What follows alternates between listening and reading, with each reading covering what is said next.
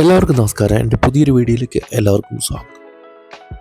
കുഞ്ഞിനെ ഉപേക്ഷിക്കാൻ പറഞ്ഞത് ഫേസ്ബുക്കിലൂടെ കാമുകനായി എത്തിയ ബന്ധുക്കൾ പിടികൂടുമെന്നായപ്പോൾ ആത്മഹത്യ. കൊല്ലം കരിയിലക്കൂട്ടത്തിൽ ഉപേക്ഷിച്ച നവജാത ശിശു മരിച്ച കേസിൽ കൊല്ലം കല്ലുവാതുക്കൽ സ്വദേശിനി രേഷ്മ കുറ്റക്കാരിയാണെന്ന് കോടതി കണ്ടെത്തിയിരിക്കുകയാണ്.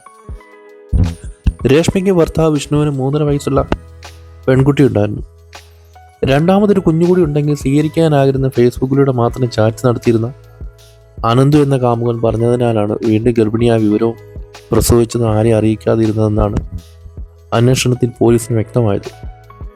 2021 ജനുവരി 4 രാത്രി 9 വീടിന് പുറത്തെ കുളിമുറിയിൽ പ്രസവിച്ച രേഷ്മ കുഞ്ഞിനെ സമീപത്തെ റബ്ബർ തോട്ടത്തിൽ കരിയിലകൾ കൂട്ടിയിടുന്ന സ്ഥലത്ത് ഉപേക്ഷിക്കുകയായിരുന്നു. തുടർന്ന് കുളിമുറി കഴുകി വൃത്തിയാക്കി ഭർത്താവിനൊപ്പം കിടന്നുറങ്ങുകയും ചെയ്തു. കുഞ്ഞിനെ ഉപേക്ഷിച്ച ശേഷവും നാട്ടുകാരോടും പോലീസുകാരോടും ഭാവവ്യത്യാസമില്ലാതെയായിരുന്നു രേഷ്മയുടെ ഇടപെടൽ. അന്വേഷണത്തിന്റെ ഭാഗമായി പോലീസ് പ്രദേശത്തെ സ്ത്രീകളുടെയും രേഷ്മയുടെയും ഭർത്താവ് വിഷ്ണുവിൻ്റെയും രക്തസാമ്പിൾ DNA പരിശോധനയ്ക്കായി ശേഖരിച്ചിരുന്നു.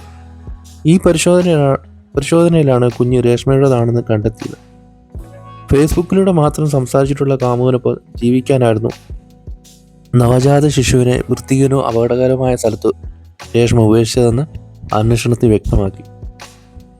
എന്നാൽ ഫേസ്ബുക്കിലൂടെ കാമുകൻ എന്ന വ്യാജന ചാറ്റ് ചെയ്തിരുന്ന രേഷ്മയുടെ ഭർത്താവ് വിഷ്ണുവിൻ്റെ സഹോദര ഭാര്യ ആര്യയും സഹോദരി പുത്രി ഗ്രീഷ്മയുമായിരുന്നെന്ന് രേഷ്മയുടെ അറസ്റ്റിനെ തുടർന്ന് പോലീസ് ആര്യയും ഗ്രീഷ്മയും കണ്ടെത്തുമെന്ന ഘട്ടം വന്നപ്പോൾ ഇരുവരും ഇത്തിക്കര ആറ്റിച്ചാടി ആത്മഹത്യ ചെയ്തു നടുക്കിയ സംഭവമായിരുന്നു.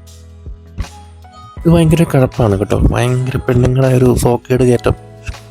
അല്ലാതെ എന്താണ് പറയുക, ഫേസ്ബുക്കിലൂടെ ചാറ്റ് ചെയ്യുക മാത്രം ചെയ്തിട്ടുള്ള ഒരാൾക്ക് വേണ്ടിയിട്ട് ആ ആൾ പറയുന്ന കേട്ട് കുഞ്ഞിനെ കൊല്ലുക. എന്തായാലും ഇതിൻ്റെ വിധി വന്ന് രേഷ്മയ്ക്ക് 10 വർഷമാണ് തടവ് ലഭിച്ചിരിക്കുന്നത്. 10 വർഷത്തെ ജയിൽ ശിക്ഷയാണ് ഈ ഒരു കൊലപാതകത്തിൽ ലഭിച്ചിരിക്കുന്നത്.